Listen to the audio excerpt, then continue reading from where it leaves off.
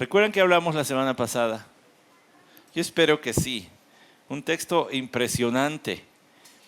Esta ocasión, cuando en el nombre de Jesús se le dijo a un paralítico, paralizado, levántate, en el nombre. Es decir, ahora ya no estaba el Señor presente con sus apóstoles, así que ahora tenían y podían hablar en el nombre, en representación, en el poder, de acuerdo a sus propósitos, para su gloria. ¿Se acuerdan todo lo que dijimos que engloba en el nombre? Por eso cuando también oramos y decimos en nombre de Jesús, oramos y generalmente terminamos con un amén allí. No es una frasecita nada más de colofón, un cerrojo a la oración sin sentido que no entendamos, sino estamos diciendo, hemos orado para tu gloria, hemos orado conforme a tus propósitos, Señor.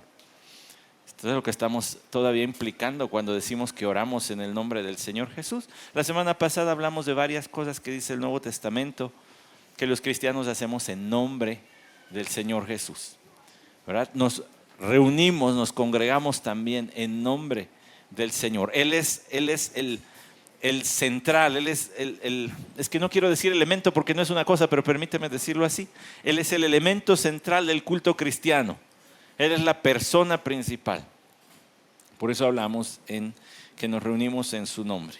Entonces los apóstoles Pedro y Juan, conforme a las costumbres que seguían cargando del judaísmo, fueron a la hora novena y encontraron un hombre que estaba paralítico o paralizado, pues, y en el nombre del Señor le sanaron. Y luego viene la siguiente parte. Déjeme decirle que esta historia en realidad tiene 3 partes, pero pues nos va a llevar muchos domingos. La primera parte es el hecho de la sanidad. La segunda parte es la predicación. Y la tercera parte está en el capítulo 4, la persecución. El poder sanador, la predicación y la persecución. Entonces me preguntaban hace rato, me preguntaba Ian, ¿cuál va a ser el título? Otra vez el del domingo pasado, casi agaché la cabeza y dije sí. Seguimos con lo mismo, testimonios poderosos. El primer testimonio es el que se dio por el poder del Señor. El segundo testimonio es el que se dio por la predicación de Pedro.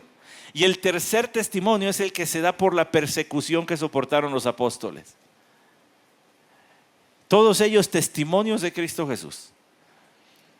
Hoy nos tendremos que adentrar de inicio, al menos, la primera parte del testimonio de la predicación de Pedro. Esa predicación comprende todo el capítulo, el resto del capítulo 3 a partir del versículo 11. Me acompaña en la lectura de Hechos 3, del 11 hasta el 26, que es el final del capítulo. Si le es posible, ponerse de pie. Póngase de pie para la lectura de la palabra de Dios. Qué maravilla pensar, hermanos, que todas estas palabras salieron de la boca de Dios. Fueron exhaladas por Dios. Aunque están en español, de todas maneras el hecho es el mismo y nosotros las vamos a leer. Dice Hechos 3, 11 al 26. Y estando él asido de Pedro y de Juan, todo el pueblo lleno de asombro corrió al pórtico llamado de Salomón, donde ellos estaban. Al ver esto, Pedro dijo al pueblo: varones israelitas, ¿por qué os maravilláis de esto? ¿O por qué nos miráis así, como si por nuestro propio poder o piedad le hubiéramos hecho andar? El Dios de Abraham, de Isaac y de Jacob, el Dios de nuestros padres, ha glorificado a su siervo Jesús, al que vosotros entregasteis y repudiasteis en presencia de Pilato cuando éste había resuelto ponerle en libertad. Mas vosotros repudiasteis al santo y justo y pedisteis que se os concediera un asesino. Y disteis muerte al autor de la vida, al que Dios resucitó de entre los muertos, de lo cual nosotros somos testigos.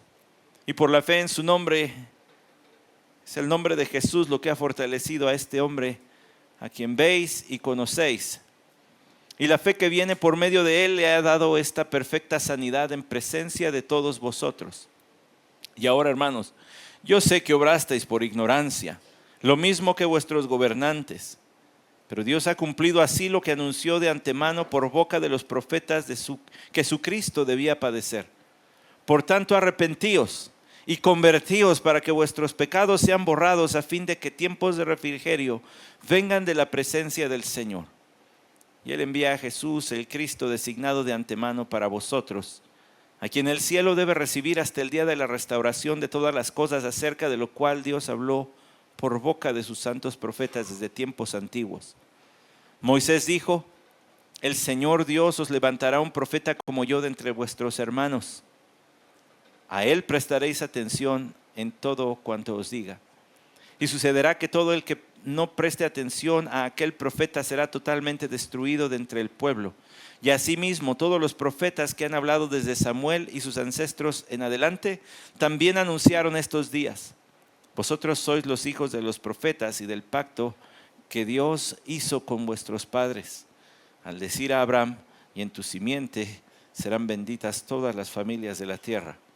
Para vosotros, en primer lugar, Dios, habiendo resucitado a su siervo, le ha enviado para que os bendiga, a fin de apartar a cada uno de vosotros de vuestras iniquidades. Señor, nuevamente rogamos tu dirección y tu ayuda. Ayúdanos, Señor, esta palabra que es viva y eficaz sea también vivida en nosotros. Amén. Tome su lugar, por favor. Otra vez le vamos a analizar el sermón a Pedro. Ya parece laboratorio de predicación. Vamos a ver cómo está, vamos a descomponerlo. Primeramente, Pedro da testimonio de que Jesús es Dios, porque es poderoso para sanar. Y la primera sección, los versículos 11 al 16, la primera sección de este sermón de Pedro, habla de eso, el poder de Jesús para sanar. Pero luego Pedro transita a una segunda sección, del versículo 17 al versículo 21, donde habla que Jesús es Dios porque es poderoso para salvar. Y luego, para finalizar, del versículo 22 al versículo 26, habla que Jesús es Dios porque Él es el perfecto cumplimiento de las profecías. Él es el que Dios dijo: a Él van a oír. Les voy a levantar un profeta y a Él van a poner atención. ¿Se acuerda lo que escucharon Pedro, Juan, estos dos que estaban allí, y Santiago en el monte de la transfiguración? Este es mi Hijo amado, a Él oí. Les ha de haber retumbado Deuteronomio en sus oídos. Entonces este es el profeta del que Dios dijo que habíamos de oír. Pero la sanidad que realizó Dios por conducto de Pedro y de Juan en los versículos 1 al 10 es mucho más poderosa de lo que podríamos nosotros pensar. Porque si usted lo nota en el versículo 11, dice: y estando él asido de Pedro y de Juan, o sea, el que había estado paralizado, todo el pueblo lleno de asombro corrió al pórtico llamado de Salomón. Entonces rápido corrió la noticia. Esas cosas no pasan, ¿verdad? ¿No ha visto el tráfico que se hace cuando hay un accidentito? Apenas se dieron un besito dos carros y hacen un trafical, porque todos los que van pasando por allí van deteniéndose para ver. Nadie puede ayudar a nada, pero ahí van pasando lentecito. Bueno, así como corren las noticias en México, así corrían allá, rápido. Se juntó al montón de gente. ¿Por qué? Bueno, es que esta persona era muy conocida. Este hombre que había estado paralizado era muy conocido por todo el pueblo, y de eso se enfatiza en el resto del capítulo 3 y en el capítulo 4. Es más, vaya por favor al versículo 21 y 22 del capítulo 4. Y ellos, o sea, el concilio, después de amenazarlos otra vez, los dejaron ir, no hallando la manera de castigarlos por causa del pueblo, porque todos glorificaban a Dios por lo que había acontecido, porque el hombre en quien se había realizado este milagro de sanidad tenía más de 40 años. Algunos habían vivido y habían muerto y lo habían visto paralizado. Tenía más de 40 años. Yo tengo más de 40 años. Para los que estaban dudando y me veían como de 26, no, hermanos. Tengo más de 40 años. Déjeme decirle, es un portento esto. Es el primer cuarentón al que no le duelen las rodillas. Es el primer cuarentón al que no le avisan las rodillas que va a hacer frío. Este fue un sangre nueva para los chofares de Jerusalén de la primera división israelita. Tenía piernas nuevas a los 40 años, como si nada, fresquecito. Y se lo dije la semana pasada, no lo dejaron, pues ya tienes fuerza, ahora aprende a usarla. Que es lo normal en la vida de los hombres y mujeres. Bueno, uno nace con sus piernitas y ya. De hecho, les conté la semana pasada de la primera vez que vi caminar a mi hija. La primera vez que la vi caminar no tenía ni 15 días de haber nacido. Pero estaba en un protocolo de seguimiento y de investigación, entonces nos citó la neuróloga y se llevaron a mi reina por un lado para hacerle sus pruebas y a mí me dejaron con mi hija y la levantó de sus axilitas. Pues era una cosita, pues más o menos, una cosita chiquitita. La levantó así de sus axilitas y luego me dijo, esto lo vamos a hacer aquí, no lo hagan en casa porque sus huesos no están sólidos todavía son blandos. Esto puede dejarle secuelas. Pero aquí lo vamos a hacer poquito. Entonces la fue bajando, ¿verdad? La levantó y la fue bajando sobre la mesa para que pusiera las plantas de sus pies tocaran la mesa. Apenas sintió la superficie de la mesa y mi hija empezó a caminar. O sea, empezó a hacer el movimiento de caminar y dijo, ya, con esto, no necesitamos más. Porque es un reflejo de los hombres, me dijo ella, me explicó. Es un reflejo de las personas que ya lo traemos. Y cuando el cuerpo esté preparado, ella va a caminar porque ya lo demostró aquí. Está bien. Y siguió con otras pruebas. A mi hija le tomó tiempo, año y cachito, aprender a caminar. A este hombre no. Apenas tuvo fuerza, empezó a caminar. Ahora, si ustedes notaron, en el discurso de Pedro, él incluso habla de la perfecta sanidad que se hizo en él. No fue de que, a ver, ya quedó, pues sí, pero mira, el muslo derecho está más chiquito que el izquierdo, ay, pues a ver otra oración para que se corrijan. No, todo quedó bien a la primera, perfecta sanidad. Por eso es que la gente se agolpa, porque lo habían visto durante 40 años, más de 40 años, y siempre lo habían visto allí, en el piso, postrado. Pedro era un evangelista, ¿verdad? Era un predicador. Los evangelistas son oportunistas. Apenas ven por dónde y vámonos con el evangelio. Al ver esto, Pedro, dice el versículo 12, al ver que ya se le agolpó la gente, no hubo convocatoria más que el corredero de la noticia. Cuando se agolpó la gente, Pedro dijo al pueblo, varones israelitas, ¿por qué os maravilláis de esto? ¿O por qué nos miráis así? Como si por nuestro propio poder o piedad le hubiésemos hecho andar. Pedro, como predicador, como evangelista, era, pues, como debe ser todo evangelista, un oportunista. Y entonces vio la oportunidad y se lanzó sobre ella. Vámonos, de una vez. Y empieza su sermón como empezó el sermón del capítulo 2, ¿ya lo notó? Capítulo 2, versículo 14, entonces Pedro poniéndose en pie con los 11 alzó la voz y les declaró, varones judíos y todos los que vivís en Jerusalén. De una manera muy similar empieza acá diciendo varones israelitas. Varones israelitas. El mensaje va dirigido principalmente a los israelitas porque el evangelio tendría que llegar primero al judío y después al griego. Primero Dios mandó su evangelio a su pueblo Israel, a su pueblo escogido. Varones israelitas, ¿por qué os maravilláis de esto? ¿Qué pregunta tan rara? Pues ¿cómo que por qué nos vamos a maravillar? Porque todo lo hemos visto aquí tirado por años. Pero es que la pregunta se complementa. ¿O por qué nos miráis así? Como si por nuestro propio poder. ¿Se acuerda que Pedro le dijo a este varón, míranos.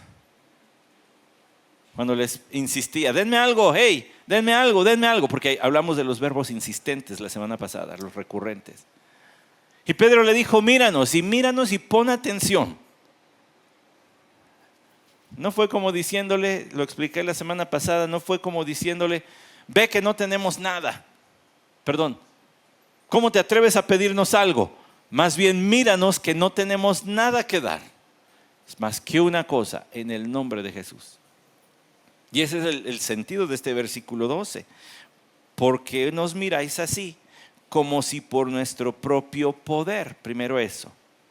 Como si por nuestro propio poder. Pedro, desde el momento inicial, él enfatizó que no tenía poder. Por eso le dijo a este hombre al que Dios sanó, míranos, date cuenta, que quede bien clarito que nosotros no tenemos nada de poder en nosotros. Sin embargo, la tendencia de los hombres es a admirar a las personas. La tendencia de los hombres es hacernos ídolos, a ver al hombre y no a Dios, cuando los ojos deben estar en Cristo. Pero la tendencia que tenemos es a hacer ídolos de las personas. Qué gran, y lo que dejamos de ver es al gran Dios que está detrás de aquel que está haciendo una u otra cosa. Qué gran hermano en la fe, mira qué bien esto o aquello. Es Dios quien está haciendo a través de ese hermano. Los ojos están en Dios, la gloria va para Dios, y es lo que Pedro tiene en mente aquí. ¿Por qué nos ven a nosotros como si nosotros hubiéramos sido? No hay poder en nosotros. Mírenos, no tenemos oro ni plata. Pero dice además del poder, como si por nuestra piedad, como si por nuestra piedad, como si nosotros fuésemos tan devotos, como si por nuestra forma tan santa de ser. No está en nosotros. La palabra piedad aparece en otros textos también del Nuevo Testamento para hablar de esta forma piadosa, de esta forma santa de vivir, y dice, no está en nosotros. ¿Por qué nos miran a nosotros? ¿Por qué? Está bien admirar lo que Dios hace a través de nuestros hermanos, siempre y cuando no terminemos haciendo de ellos el centro de atención, sino a Dios. Siempre y cuando le sigamos dando la gloria a Dios por lo que hace a través de ellos. Usted admira por allí algún escritor cristiano, algún predicador al que escucha entre semana, está bien, pero de gloria a Dios. No hagamos ídolos de las personas, nos podemos llevar chascos muy feos, decepciones muy feas. Pedro dice, no somos nosotros. ¿Por qué? Como si nosotros le hubiéramos hecho andar. No está en nosotros. Parece muy rescatable, hermanos, que tras ver la reacción, Lucas, tras ver la reacción del pueblo, nos muestre la respuesta de Pedro, la reacción del pueblo y la respuesta de Pedro. Ya me está leyendo el bosquejo, ¿verdad?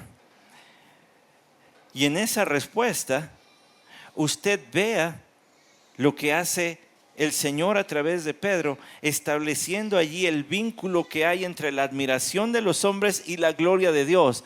No se admire de los hombres, vean a Dios. Fue Él, es su poder. Ahora, no nos podemos quedar todo el tiempo allí, tendríamos que seguir, ¿verdad? Porque esta es una reacción diferente. En Pentecostés, ya vimos allá, ¿verdad? Que dice varones israelitas. Bueno, ¿se acuerda por qué surgió el mensaje de Pedro? Oportunista como siempre, porque se estaban burlando de ellos. Aquí no hay burla, aquí hay asombro. El contexto, el trasfondo, el telón para este sermón no es la burla. Míralos, están bien borrachos, es bien temprano, ni aguantan nada. Eso es lo que dice allá el capítulo 2. Aquí aquí es asombro, una expectación de, pues, ¿qué pasó? Estos nomás venían a orar y terminaron sanando a alguien.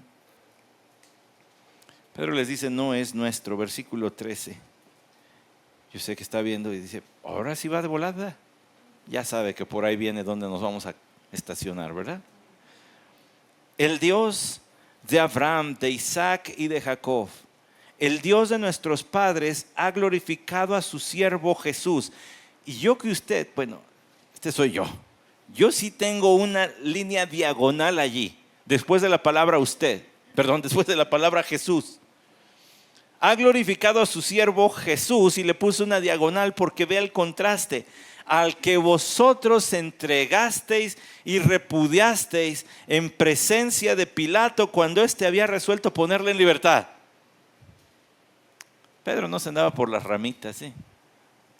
Más adelante veremos cuando llegue a la casa de Cornelio. Pues ustedes saben lo asqueroso que es estar para mí entre ustedes.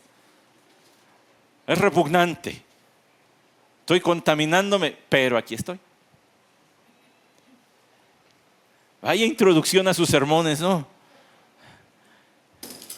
Unas clases de homilética donde le decimos al estudiante, capture la imaginación, capture el pensamiento. Pues aquí Pedro va con todo. Dirían los futboleros, entró con los tacos por delante. Pues a este Jesús ustedes lo mataron. Pero antes de llegar allí, ya notó que habla de el Dios. Vaya al versículo 13. El Dios de Abraham, de Isaac y de Jacob. El Dios de Abraham, de Isaac y de Jacob. Porque ahora Pedro les trae su trasfondo racial y religioso. Es una forma de Pedro de decir, no hay ninguno de ustedes aquí que no tenga relación con este sermón. Por el simple hecho de ser judíos, necesitan escuchar lo que les voy a decir. Tiene que ver con nuestro origen como nación, Abraham. Llamado de otra nación, de Ur de los Caldeos, para seguir a Dios. Tiene que ver con Isaac, el hijo de la promesa. Abraham tuvo otros hijos. Es más, tuvo varios hijos. No solamente Isaac e Ismael. Luego tuvo más, léale bien. Pero se menciona a Isaac porque es el de la promesa. Y porque es a través del cual surgiría el pueblo de Israel. Y por supuesto a través del cual vendría el Mesías. Y luego dice de Jacob, lo cual es la tríada de los patriarcas. ¿Por qué? Bueno, pues porque Isaac tuvo dos hijos, ¿verdad? Jacob y Esaú. Pero es Jacob a quien el Señor le cambió el nombre a Israel y fue el que tuvo un chorro de hijos. Y de ahí salieron las 12 tribus. Entonces, esto tiene que ver con el contexto nacional, racial y religioso. Les voy a hablar de algo que el Dios de nuestra nación, el que fundó esta nación, Dios, no Abraham, hizo. Y eso es que este Dios ha glorificado a su siervo Jesús. Esta forma de presentarse, el Dios de Abraham, de Isaac y de Jacob, Dios lo utilizó cuando se reveló a Moisés en Éxodo capítulo 3, versículo 6. Yo soy el Dios de Abraham, de Isaac y de Jacob. Eso habla del origen. Pero luego espere, porque añade otra frase y dice, ha glorificado, antes de ir al glorificado, a su siervo Jesús. Ya que les habló de la nación, pensemos tantito en eso. En el libro del profeta Isaías se habla del pueblo de Israel como el siervo de Dios.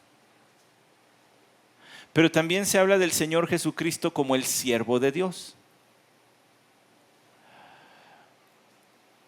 Apelo a su conocimiento de la Escritura porque si nos vamos por todos los versículos que hablan de esto, no la armamos.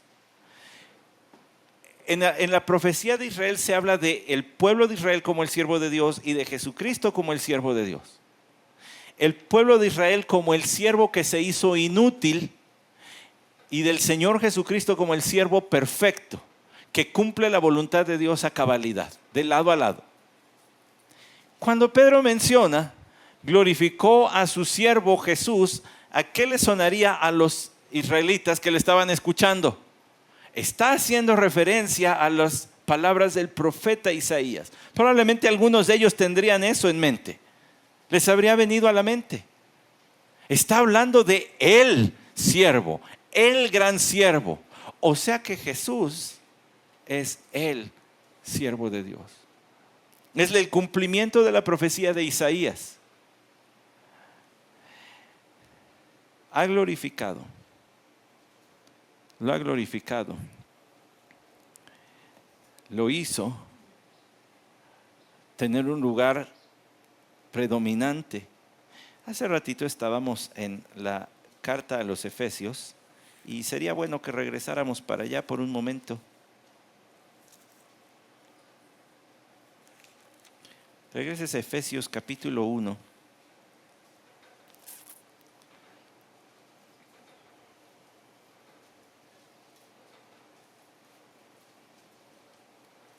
Efesios capítulo 1, versículo 18 al 23, misma sección que leí hace rato.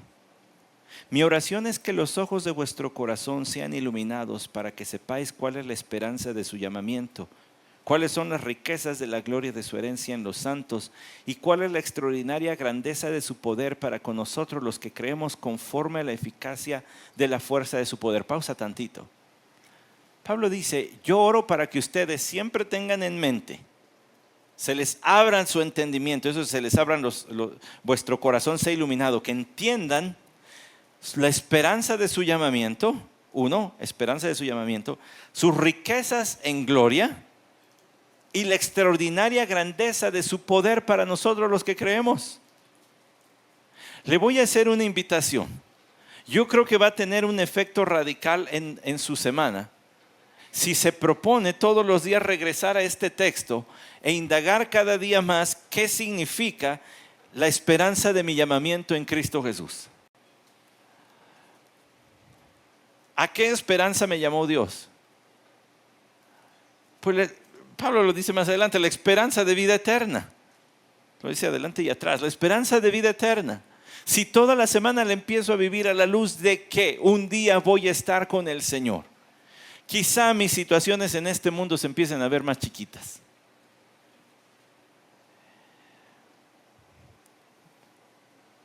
En una de las conferencias para pastores llevaron a un astronauta que estuvo en la Estación Espacial Internacional y dio una conferencia maravillosa. Ojalá por ahí anda en internet. Y él decía, cuando estaba flotando allá en la Estación Espacial Internacional dándole vueltas al mundo, el mundo se ve como una pelotita. Y uno dice, todas las guerras, todas las crisis económicas, todos los conflictos, todas las enfermedades, todo lo que pudiera afectar mi vida está allí. Y se ve así. Pienso que cuando despegamos los ojos de la tierra y los ponemos por encima del sol, como cantábamos hace rato, o como dice la Escritura, ponemos la vista en las cosas de arriba, las cuestiones terrenales se hacen chiquitas. Se van a acabar. Y Pablo dice, yo quiero que recuerden su esperanza, pero además recuerden la riqueza de gloria de su herencia con los santos. Todas las bendiciones que Dios ha preparado, porque acuérdense que el Espíritu Santo, Dios mismo lo llama las arras. O sea, es el principio nomás. Y uno dice, pero ¿cómo puede haber más? Si Dios ya se dio a mí, pues Dios dice que habrá más. Y además dice la grandeza, la extraordinaria grandeza de su poder. ¿Qué efecto tendría en la mente del cristiano y por ende en el modo de vivir de cada uno de nosotros si todos los días tuviésemos una comprensión más clara y frente a nuestros ojos del poder de Cristo Jesús, de la riqueza que tenemos en gloria y de la esperanza que estamos aguardando, que es ir a estar con Él? ¿No cree que cambiaría mucho la perspectiva de la vida? Yo también lo creo. Por eso dice el versículo 20, el cual obró en Cristo cuando le resucitó de entre los muertos y le sentó a su diestra en los lugares celestiales, muy por encima de todo principado, autoridad, poder, dominio y de todo nombre que se nombra no solo en este siglo, sino también en el venidero. Es decir, lo exaltó, lo glorificó por encima de todos. Y más poderosos que los hombres son los ángeles. Y allí hay una listita de ángeles y dice Jesús está por encima de ellos. Y luego dice Pablo, y lo sometió, todo sometió bajo sus pies y él lo dio por cabeza sobre todas las cosas a la iglesia, la cual es su cuerpo, la plenitud de aquel que lo llena todo en todo. Y por si fuera poco, él es el que le provee a la iglesia de todo lo que necesita. Y diríamos, no, pues es que todavía nos hacen falta. De acuerdo a su voluntad y a su soberanía tenemos todo lo que necesitamos en este momento. Y no solo en lo material, sino también en lo espiritual. Él es la cabeza de la iglesia. Pues ¿quién creen, hermanos? Pues es Él. Pues estamos como estamos porque Él así lo quiere. Y no lo digo en sentido negativo, lo digo en el sentido positivo. Esta es la voluntad de Dios para con nosotros. Ahora, si usted sigue avanzando para hablar de la exaltación de Cristo a la que Pedro se refiere, tiene que ir a Filipenses 2, que también leí hace rato. Versículo 9, por lo cual Dios también le exaltó hasta lo sumo y le confirió el nombre que es sobre todo nombre, para que al nombre de Jesús se doble toda rodilla de los que están en el cielo y en la tierra y debajo de la tierra, y toda lengua confiese que Jesucristo es Señor, para gloria de Dios Padre.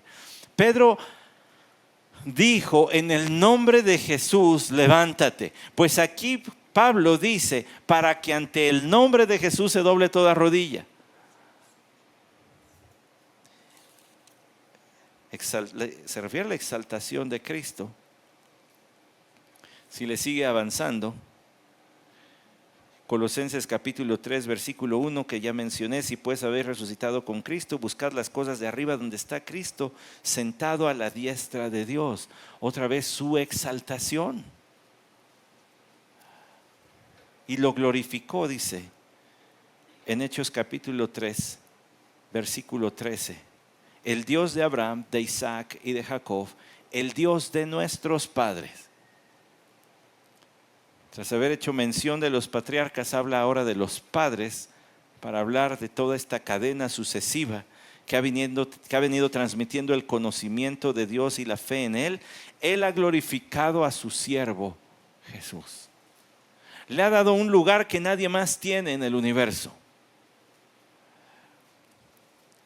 al que vosotros entregasteis. Otras versiones dicen y negasteis, ¿verdad? Está bien. Está bien porque la misma palabrita que se traduce aquí, al menos en mi versión, como repudiasteis, aparece en Mateo capítulo 10. ¿Quiere ver qué dice Mateo capítulo 10? Bueno, dice muchas cosas, pero la que yo llamo su atención está en el versículo 33. Pero cualquiera que me niegue delante de los hombres, yo también le negaré delante de mi Padre que está en los cielos. Es la misma palabra que se traduce en Hechos como repudiasteis. Entonces ahora llévese esa palabrita ya a Mateo. A cualquiera que me repudie delante de los hombres, yo también le repudiaré delante de mi Padre. Es más que un negar. Es más que un negar, es el afirmar conscientemente, con toda vehemencia y de manera categórica: yo no tengo y no quiero tener nada que ver con ese hombre, como lo hizo Pedro. Es la misma palabra que cuando Pedro lo niega. Me negarás. Así que la traición de Pedro fue una verdadera traición. Cuando el Señor dijo en Mateo 10:33, el que me niegue, está hablando del que me niegue y siempre me niegue y se mantenga en esa posición firme hasta que llegue la muerte. Por supuesto que hay lugar para el arrepentimiento y para la gracia divina, pero si se mantiene esa posición hasta el final de la vida, no hay más que hacer. Rechazaste, negaste, repudiaste al único medio de salvación que es Cristo Jesús. No hay más que hacer.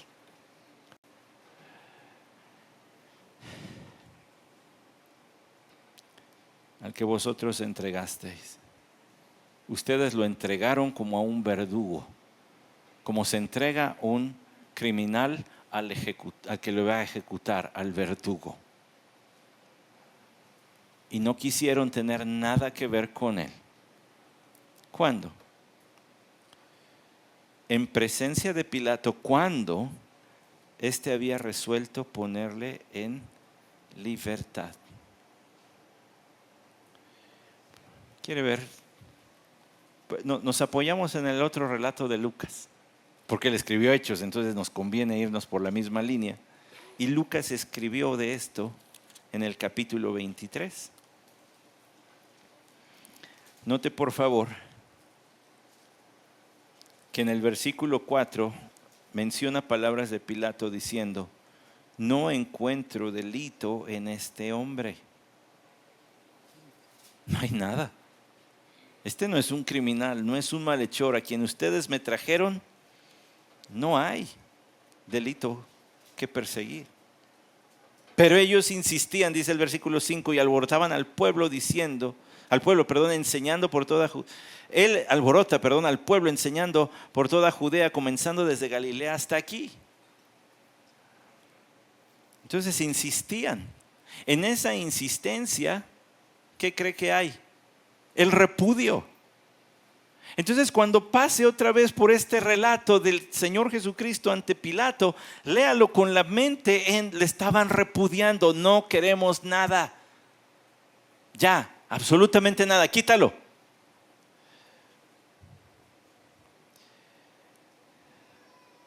Vaya al capítulo 23, versículo 14. Desde el 13 y 14 dice: entonces Pilato convocó a los principales sacerdotes, a los gobernantes y al pueblo y les dijo: me habéis presentado a este hombre como uno que incita al pueblo a la rebelión, pero habiéndolo interrogado yo delante de vosotros, no he hallado ningún delito en este hombre de las acusaciones que hacéis contra él. Es más, fíjese, ni tampoco Herodes, pues nos lo ha remitido de nuevo, y aquí que nada ha hecho que merezca la muerte. Por consiguiente, después de castigarle, lo soltaré. Y Pedro hace referencia a ese acto, puesto que dice: Pilato, cuando éste había resuelto ponerle en libertad, ustedes lo entregaron y luego lo repudiaron. Deshazte de él, a ver cómo le haces, a ver qué laguna encuentras en la ley, pero te deshaces de él. No queremos nada con este hombre. Ya le dije, Pedro no se andaba por las ramas, no les doraba la pildorita. Ustedes. Él es el cumplimiento de lo que Dios dijo a Abraham, Isaac, Jacob, a nuestros padres. Él es el siervo del que hablaba Isaías, y ustedes lo entregaron como criminal y luego buscaron de toda manera repudiarle, deshacerse de él a como diera lugar. Aun cuando la autoridad ya había decidido ponerle en libertad. Versículo 14: mas vosotros repudiasteis al santo y justo y pedisteis que se os concediera un asesino.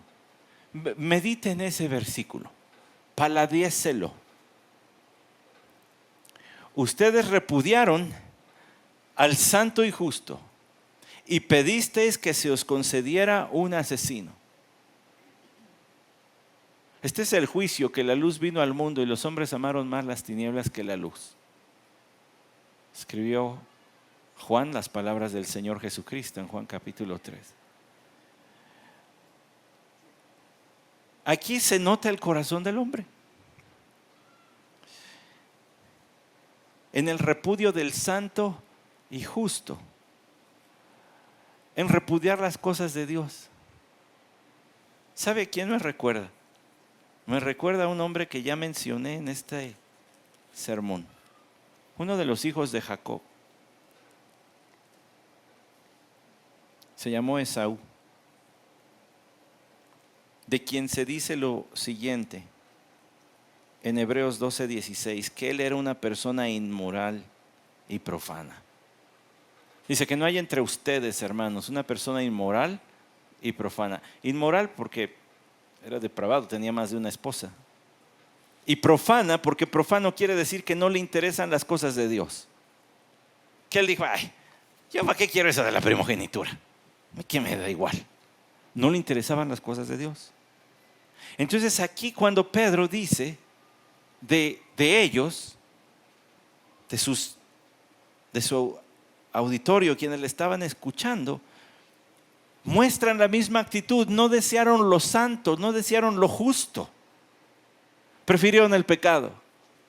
Ese es el típico corazón del hombre que no ha abrazado la fe en Cristo Jesús. Y no encuentro ejemplos fuera de la Escritura para describir lo que esto pudiera ser, pero aquí le va. El Salmo 23 dice: aderezas mesa delante de mí. Y en vez de abrazar al santo y justo, más bien hicieron lo que dice Proverbios: como el perro vuelve a su vómito, con toda la imagen gráfica y asquerosa que eso representa. Eso es lo que hace el hombre cuando escoge las cosas del mundo y no escoge a Cristo. Ustedes repudiaron, quisieron no tener nada que ver con Jesús. Dale para allá, al santo y justo, y pedisteis que se os concediera un asesino. Esta negación entonces es el hacer a un lado todo tipo de relación. El Señor Jesús, cuando se presentó a Pilato, dio testimonio, y hasta los impíos gobernantes, Herodes y Pilato, decían: este hombre no tiene nada de malo, lo están trayendo por sus problemas religiosos, políticos, pero no tiene nada de delitos en su contra. Perfectamente santo, que es la justicia encarnada de Dios, y pedisteis que se os concediera un asesino. ¿De quién está hablando? Está hablando de Barrabás. Danos a Barrabás. Quédate con danos a Barrabás. Ustedes recuerdan lo que dicen los evangelios: era la costumbre de Pilato soltar un preso. Pues porque también había presos políticos, también había allí quienes no debían estar en la cárcel, y el pueblo pedía justicia y le soltaban a alguno. Pero en este caso Barrabás sí debió haber estado en la cárcel, el Señor no. Aunque no estuvo en la cárcel, fue ejecutado. Pero ellos pidieron que fuera soltado Barrabás. El versículo 15, lo exquisito del lenguaje de Pedro. Se nota que es Dios hablando a través de él. Porque dice: y disteis muerte al autor de la vida, al que Dios resucitó entre los muertos. Mataron al autor de la vida. Esa palabrita autor podría ser también traducida como al príncipe de la vida. Pedro se refiere al origen, al fundador. Aparece esa palabra en Hebreos 2.10. ¿Quiere ver lo que dice Hebreos 2.10? Pues búsquele allí, está fácil. Está hacia el final de la Biblia. Ya andábamos en el 12, pues nada más vaya al capítulo 2, versículo 10, que fue también parte de lo que vimos en diciembre pasado, porque convenía que aquel para quien son todas las cosas y por quien son todas las cosas, llevando muchos hijos a la gloria, hiciera perfecto por medio de los padecimientos al autor de la salvación de ellos. La palabra autor, príncipe, o también puede decirse origen, originador de la salvación. Permítame usarlo así. Igual acá, mataron al autor de quien viene toda la vida. Acuérdense que Juan dijo: en el principio estaba el verbo, y el verbo era Dios. Pero luego dice: y todas las cosas fueron hechas por él. Y brincamos otro texto de Juan en el libro de Apocalipsis, y se presenta el Señor Jesús como aquel que tiene las llaves del infierno, de la muerte y del Hades. Él determina dónde va cada quien y cuál es su curso y su tiempo de vida. Entonces Él es el origen de la vida. Él es el que controla la vida. Y dice Pedro: ustedes mataron al que es el origen propio de la vida. Con lo irónico que eso suena, Pedro les está diciendo: ustedes, otra vez, ustedes son responsables de haber matado al que les da vida a ustedes mismos. ¡Qué acto de traición tan horroroso! El que te dio la vida y te sostiene la vida, tú lo mataste. Hable de morder la mano que le da de comer, como decimos acá en México, ¿verdad? Es dicho mexicano. Por si lo escucha luego, no se extrañe. ¿Está en Venezuela también? Ah, bueno, entonces, si vamos a Venezuela, hermanos, ya sabemos que eso sí nos lo van a entender también. Ese dicho, ¿verdad? Ustedes dieron muerte al príncipe, al origen de la vida, al que Dios resucitó de entre los muertos. Otra vez, Pedro va y viene entre los contrastes. Dios lo glorificó, ustedes lo negaron, lo repudiaron. Ustedes lo mataron, Dios lo resucitó. Y este tema de la resurrección aparece en el libro de los Hechos una y otra vez. Si usted predica el Evangelio, espero que lo haga, o debo decir, cuando usted predique el Evangelio, no deje de hablar de la resurrección de Cristo. No se quedó en la cruz, no es suficiente hablar nada más de eso. Hay que decir que Dios la levantó de los muertos, porque para morir cualquiera, pero para levantarse de los muertos solo Él. Eso lo separa de todos los demás.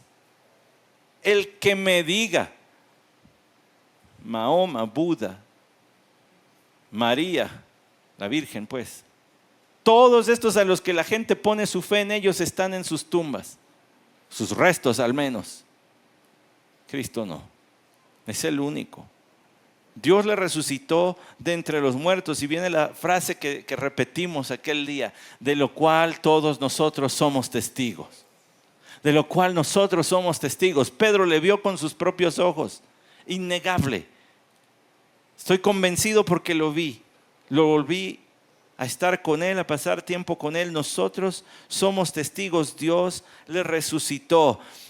Pedro está predicando para que estas personas se conviertan. Note por favor que su enfoque es el que ellos se conviertan, el que ellos se arrepientan y crean. Versículo 19, por tanto arrepentíos y convertíos para que vuestros pecados sean borrados. Escucha esto. Al que ustedes mataron es el que les puede dar vida espiritual. Ustedes lo mataron porque están muertos en sus pecados, pero Él les puede dar vida. El Dios que resucitó a su Hijo Jesucristo es el que les va a dar vida si se arrepienten, si se convierten.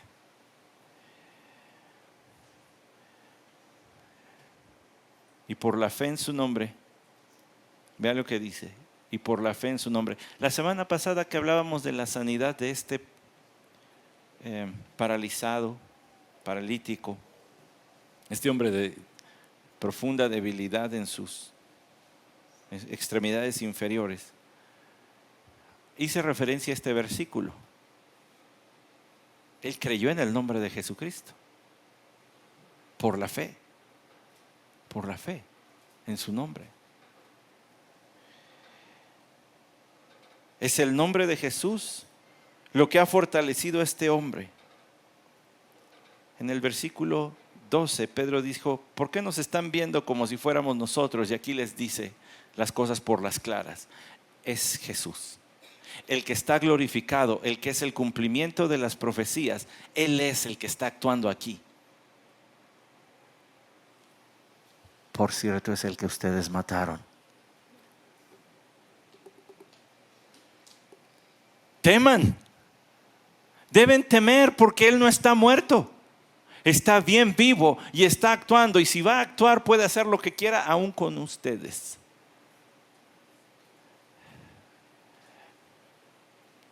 Quizá nadie pueda escuchar esas palabras con el mismo impacto que esa audiencia original las escuchó, porque ellos sí mataron al Señor de manera directa.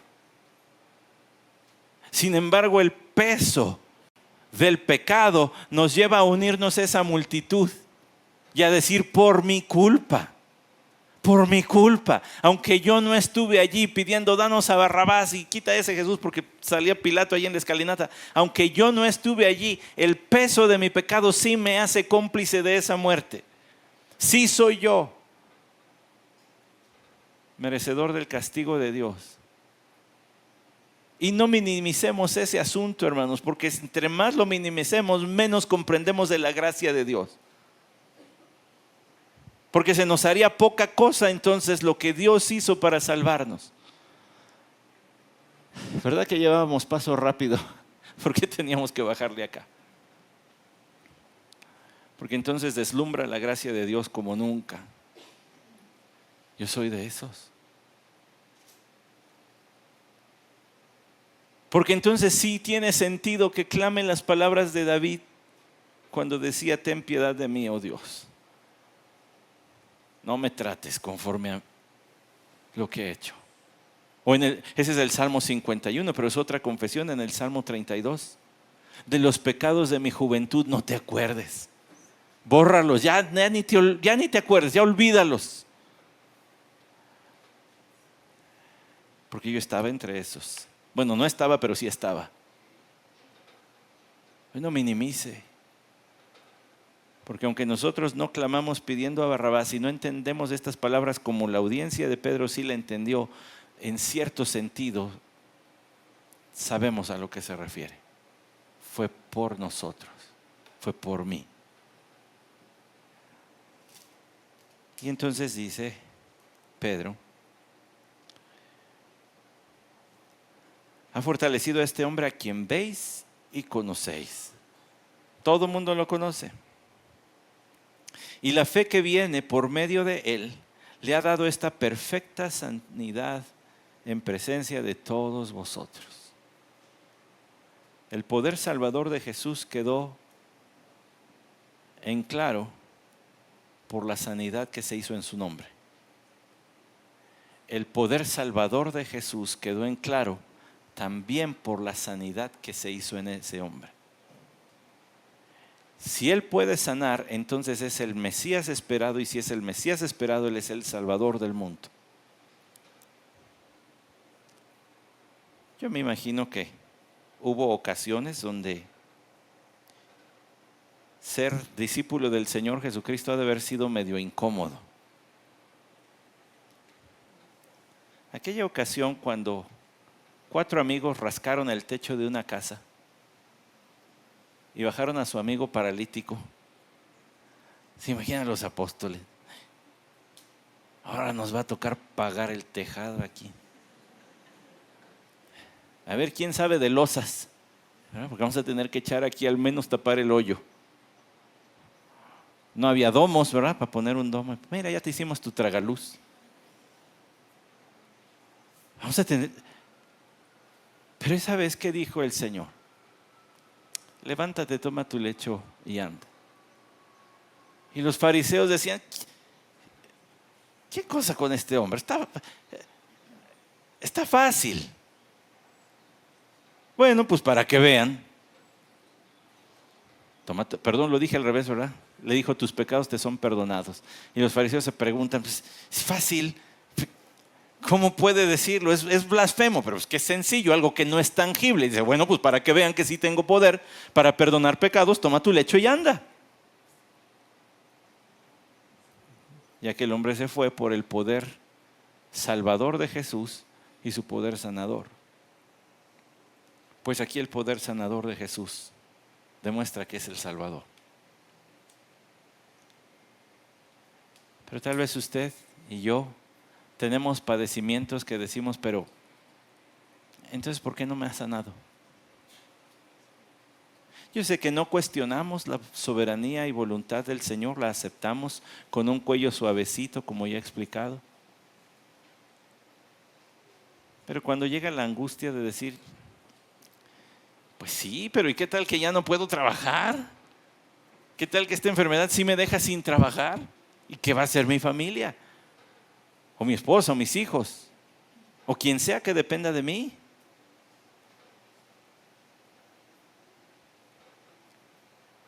Como si la vida dependiera de nosotros. Pero las angustias son reales.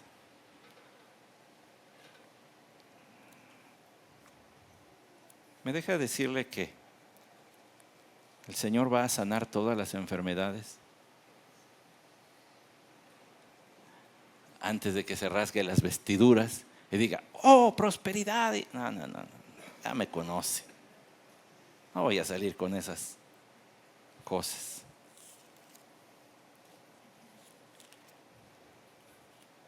La palabra del Señor nos lo dice.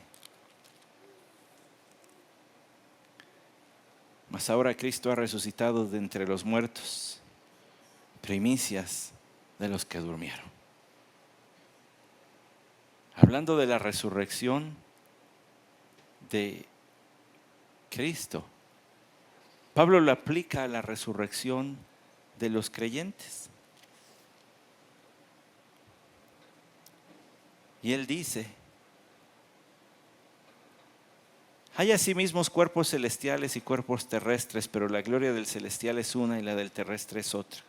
Hay una gloria del sol y otra gloria de la luna y otra gloria de las estrellas, pues una estrella es distinta de otra estrella en gloria. Así es también la resurrección de los muertos. Se siembra un cuerpo corruptible, se resucita un cuerpo incorruptible. Se siembra en deshonra, se resucita en gloria. Se siembra en debilidad, se resucita en poder. Se siembra un cuerpo natural, se resucita un cuerpo espiritual. Si hay un cuerpo natural, hay también un cuerpo espiritual. Así también está escrito: el primer hombre, Adán, fue hecho alma viviente, el último Adán, espíritu que da vida. Hablando del autor de la vida. Sin embargo, el espiritual no es primero, sino el natural, luego el espiritual. El primer hombre es el de la tierra terrenal, el segundo hombre es el del cielo. ¿Ha usted mandado a arreglar una licuadora o una televisión o el carro? Si tiene, nos ha mandado a arreglar.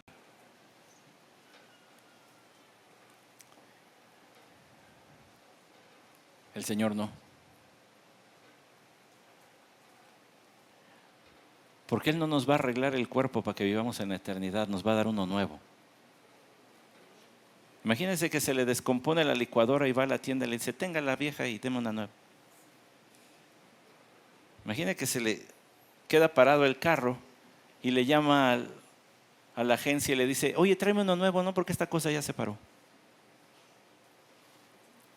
No, el Señor no va a remendar lo que hoy tenemos. El Señor nos va a dar uno nuevo.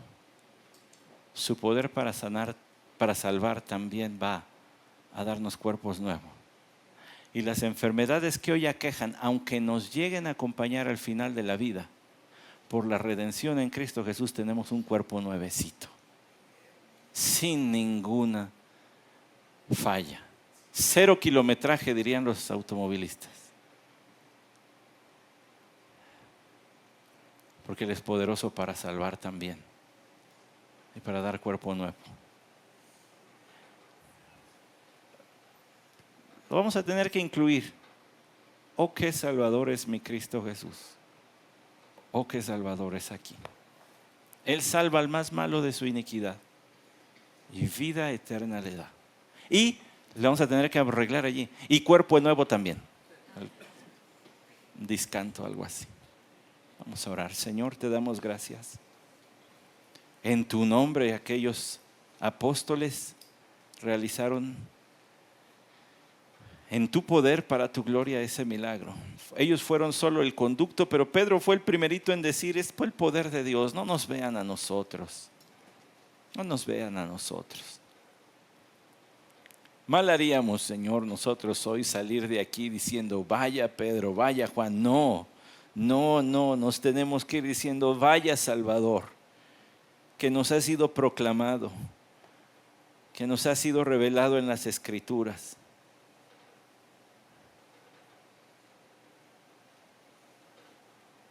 Quien demostró poder para sanar cuando estuvo en esta tierra, aún a través de sus apóstoles, entonces es el Salvador.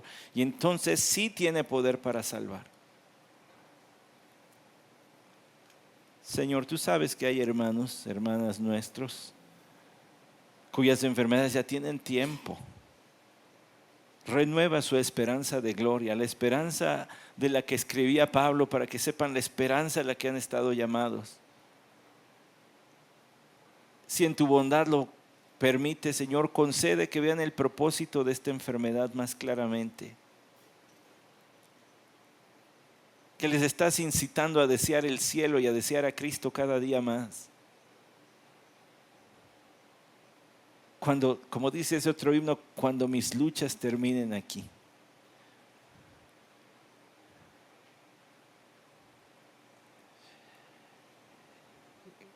Gracias, porque si sana, salva. Y sí sanó, pero sigue salvando. Y de eso nosotros somos testigos.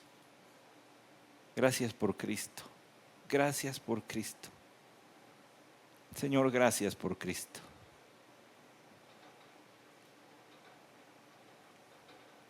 El autor de la vida, el autor de la fe.